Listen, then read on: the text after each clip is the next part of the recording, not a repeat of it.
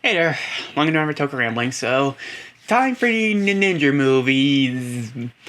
Minus Tyson GP3. That'll be more or less when we get to Drive's movie. So, time for the first movie or half-hour special. Shuriken Sentai Ninninger the movie, the Dinosaur Lord's Splendid Ninja Scroll. Look, sales were not that great, so you know what sells? Dinosaurs. So the Ninjas are given summer homework, because that's what kids want to be reminded of, having to do homework in the sun. To go and rescue a village's lord when said ninja village comes under the attack by the Kibayoni army's general, the Yamahire. Who is Juza Yamahire and where did he come from? Look, we have like 30 minutes more. Let's do this so we really don't have much time for plot. Anywho, they succeed in rescuing him rather easily, only to find that he is a very lazy human-sized dinosaur. Sorry. Meanwhile, Juza reveals to Kyuimon why he attacked the village, because he's looking for an evil dragon to lay waste to the world and allow the army to take over the world, which means the ninjas have to go back to the village to end Juza's machinations and let's protect the Lord. Really, that's the basic premise of the entire film. There's bad guys, we gotta fight back, yada. Granted, instead, I do like the fact that we trade in our modern generic city for a more ancient village as a decent treat for the eyes, and some of the action is pretty decent. I think the opening infiltration is the high. But there's the issue here. It's the opening. So, if you've been watching Toku, you know that sometimes Toei will more or less advertise the movie, either more or less in the opening credits or at the end with more or less something like that to more or less hype up for the movie. Then Ninja does that, but it's mostly stuff from the opening scene. Hey, which would make you think that it was sort of like this major climax. Instead, it happens in the first 10 minutes and it's like 2 minutes and it's done. It's sort of the same issue I had with, the fact that the Ultrazar was so quickly introduced. The film's showed its best hand. Nothing afterwards will match up to what we have just seen. And it's going to keep reminding you that, yeah, this is nice, but the best part was 10 minutes ago. And again, Juza looks cool. The dual nature of his suit has something to him. He has a mixture of a bow and weapon. And seeing as how bows are often kind of forgotten as a samurai weapon. And that's about it. He uses sort of like the reversed Gabi. He's more calm and composed, but again shows ruthlessness. And he would have been probably one of the more serious of the generals had he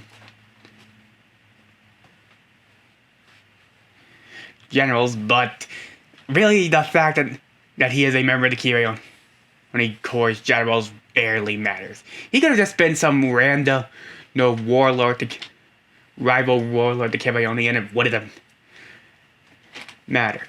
How did he learn about this evil dragon? What does Kirimon think of him? Again, not much time for any of that. We only have 24 minutes before the Commoner begins, and that sort of applies to the Dino Lord himself. He gets a brief history, some personality traits as he spends time with Takaharu, vanishes for her bed, shows up for the final battle having his character arc off screen, gets turned back into a human, then into said evil dragon, but and then becomes a dinosaur. So, dinosaurs and dragons are the same thing, right? Right? Anywho, Dynamech, human again, and that's it. You feel almost no sympathy for the guy's plight, even though it's a big thing about That's how he's not the person he should be. It's just... It feels like this wants to be more. I can't say, like, recently, like, oh, we want to be more, but its 30-minute time span doesn't give it enough time to flesh out the villains in any form whatsoever, or the new character. And that kind of goes for the mech, too. Who shows up on the villain side for a few minutes, turns good to form up with Sure Kitchen, kills Yuz in one hit, and that's the end. And the best way to describe Dinosaur Ward is a bunch of action scenes streamed together with the flimsiest of plots to have some kind of reason behind it. It's probably going to entertain the younger kids, but more or less, don't you want something better for them? And like these cool ideas getting more fleshed out instead of just being a just there kind of film. I mean, it's not the worst of what Ninninger could offer, but at the same time, it's just there, just like with Gokaiger's your summer movie. So, moving on to our crossover film, Ninja and One. Land season the ninjas on a train to start with that they are slowly subsequently removed from one by the Toku. Villagers who have come to rescue them from a trap set by the Yoke. Kai to deliver to the Dark Line's last general, Dark Dr. who intends to more or less absorb their mentality, the weird stuff that they can use to more or less use ninja, to create his own army of evil ninjas. They're able to get all but Takaharu off the train, but Madara's perfectly fine just draining his mentality to make a singular evil ninja and Dark Aka Ninja. Just think regular Aka Ninja just with a fully black sash, black boots, and I think the chainmail is darker, I could be wrong. And looking at it, I do think a full color would have been a lot better than just, pure black. Black at the end of the... Anywho, without his mentality, for some reason, that leaves Takaharu at death's door. Oh, wait, am I supposed to be sad? Yeah, hang on, let me try to be sad. Oh no, not Takaharu. Could he potentially die in this film that came out before the end of the series, so there's more to come afterwards? Oh no, that can't happen. People like this character. I can't even summarize. Yeah, it's a Sentai trope for some of these films of the evil ranger as an adversary that the heroes had to fight. But it is sort of a novel take in that instead of it more as being a brainwasher pretending to be evil, it's more less just Takaharu's mentality made into a evil threat. Unfortunately, it really doesn't have much in terms of character. It's just kind of a monster in the week in a ranger suit and more or less the subsequent equipment that he has, and I don't know. No, I think, not just the boots, but I feel like the sash should have had, some maybe, a demon pattern would have made it look a lot better, but it just feels so empty, all things considered. But, I can't say that more or less I do think this film is probably some of the better material that Ninninger had to offer. It's not the greatest thing ever, but I'd say it's, above average for what Ninninger does. It's pretty fun. I like the main villain, the sort of off-the-wall, crazy kind of villain who's clearly enjoying every moment he's on screen here. I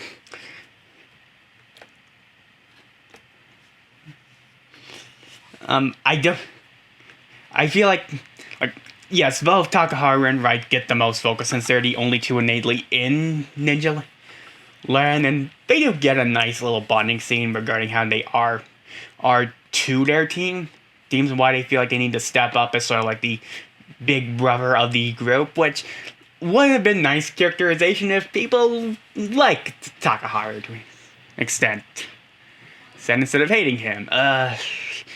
Outside of that, I don't think the rest get much in terms of notable things like their invasion of the ninja world does offer some nice usage of both imagination and ninjutsu into one whole thing, but I really didn't get much from the Tokuger cast, if I'm being perfectly honest here.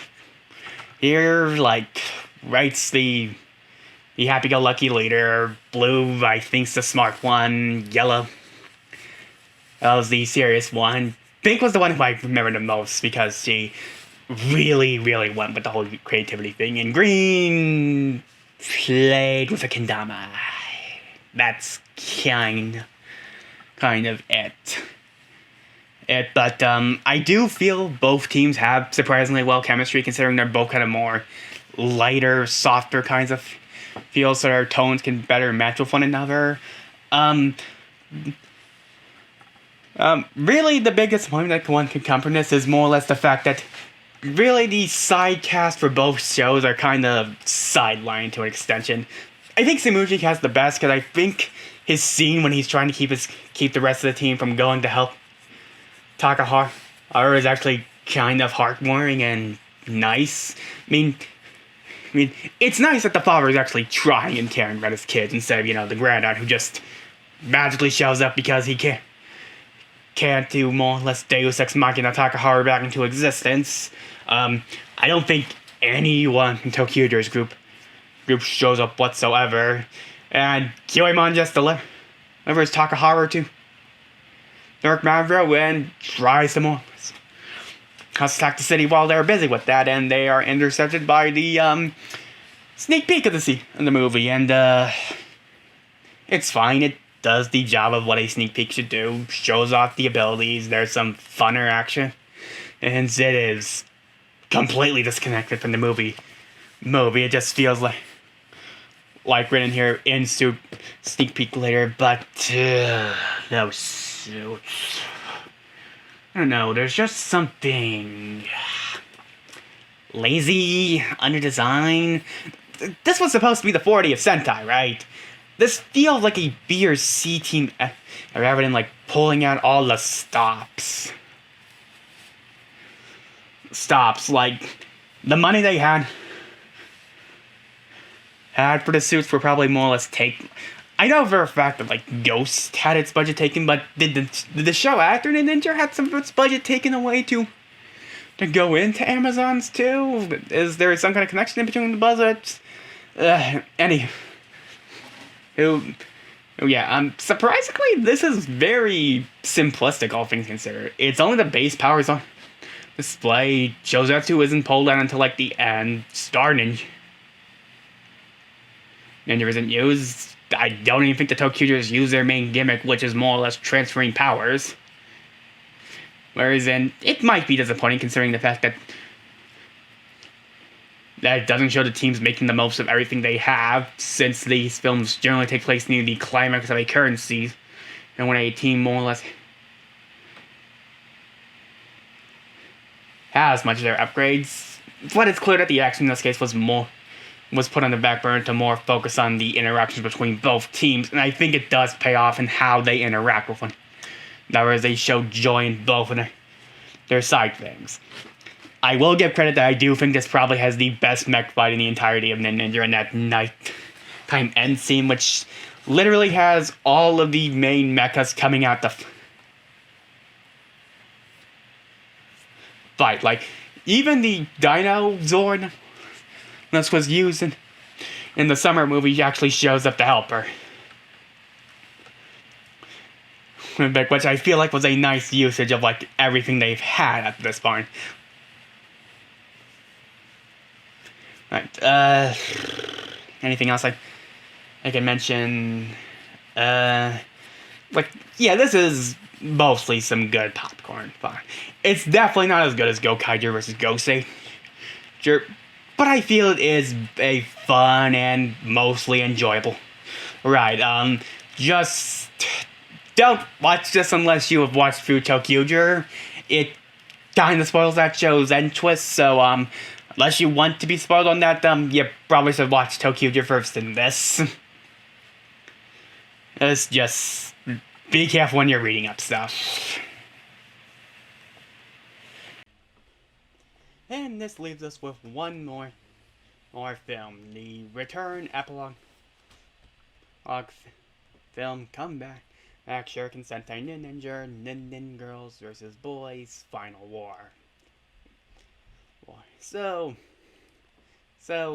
2 years after the series, 2 years after the defeat of the the group intends to meet back up and see how far they come. When the boys arrive, they find that some foot soldiers have returned and morphed to fight, only for it to be revealed that there was a stage show for both Kasumi and Fuka. So in a rare sight for Sora Horizon, Takahara and Fuka's mother, Sakurako, has made the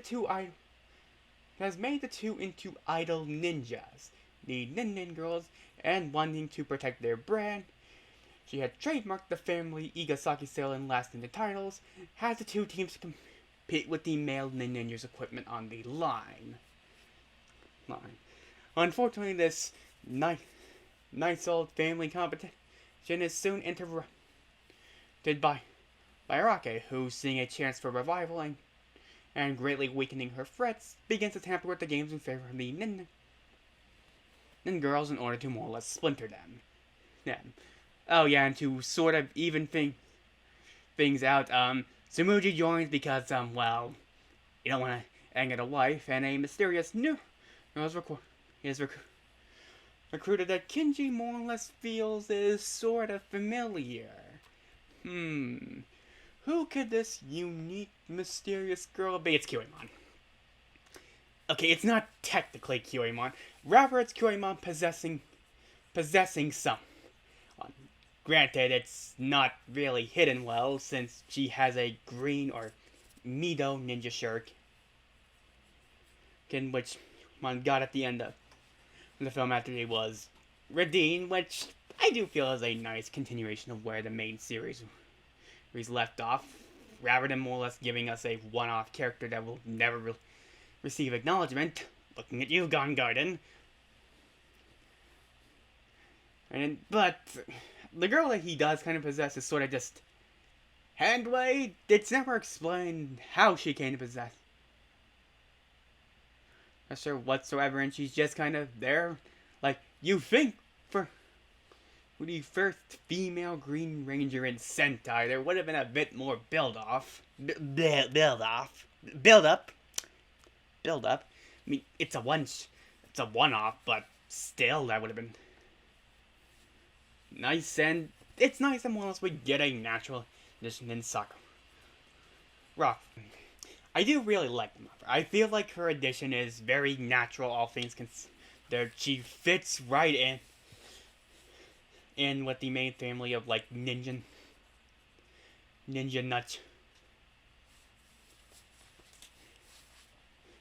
jobs, especially with Takahara and their love for Jazz, and her whole idol thing allows the writers to carry off one of the more bizarre Last Ninja ideas. So didn't really bring this up. So at the end, they all decide to be their sort of Last Ninjas, like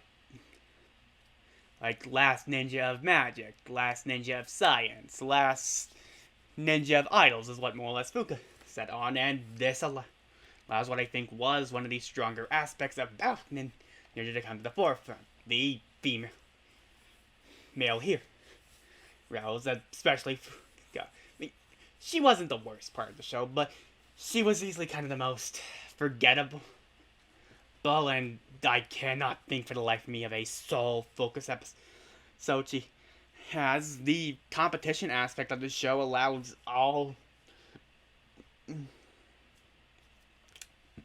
six of the Rangers to have their own time in the spot, like to show off what they can do, and Tsumugi's there because, don't want to anger the wife. You never want to anger the wives.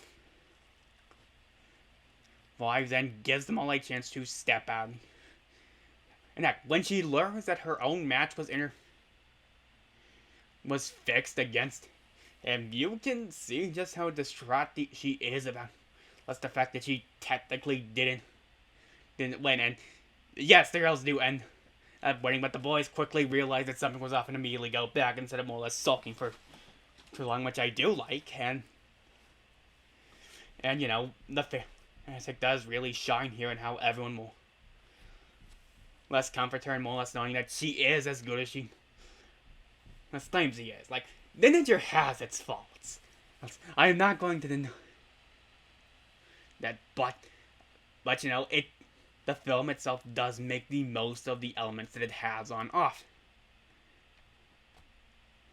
And again, the whole idol concept is, but it's not like it's more or less just shoehorning in idol ideas. Like, there's no ninja dancing, ninja singing, ninja grabber idol to be found here. It's primarily focused on standard ninja affair plus, you know, the standard giant robo battle. The big thing was more or less, you know, they got animation done by the Pretty Cure team for both Kasumi and Fuka for specific attacks. It's not much, but it is kind of neat.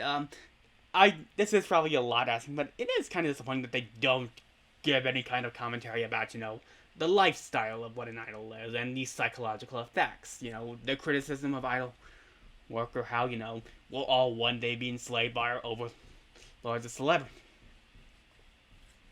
It's mostly just a competition that's there to be there. It's not like they're trying to say anything big about, you know, stuff like that. And you know, color me surprised, you know, I didn't hate Rock in this. Well, you know, she actually does stuff. She does more in this hour than I'd say anyone else does. And, you know, it also gets time for other push-aside villains, like, you know, Juza returns and Mangetsu come back. And, you know, credits to the plan nearly worked. Like, that is not something I can say for all. You know, it's like, your plan nearly worked. Like, if it weren't for the fact that the boys came back, Fuka and Kasumi were, likely dead, all things considered. And of course, for one, for Kiwimon. Two, this film is surprisingly taking some of the weaker elements of the show and trying to fix them up. Like, this is still not going to change people's opinion about Ninja. I don't think an hour and a half is enough to really change things. Like, this film, I think, is good. And, you know, that's surprising. With the exception of, like, the Dino movie, both of these films were actually surprisingly fine. They were good. They were decent. That's not something I can more or less say about a lot of things. And it's kind of ironic that the show that had the more negative reception ended up having the better material, and how often I see shows that are great or excellent getting the bad spin-off material. But, you know, this is actually a pretty fine send-off in my opinion. And if you wanted more Ninninger, if you were crazy, then yeah, this is sort of for you. So that's the end of that. As always, subscribe, comment, leave a like, click the bell because to get more informative content I release, and enjoy the rest of your day.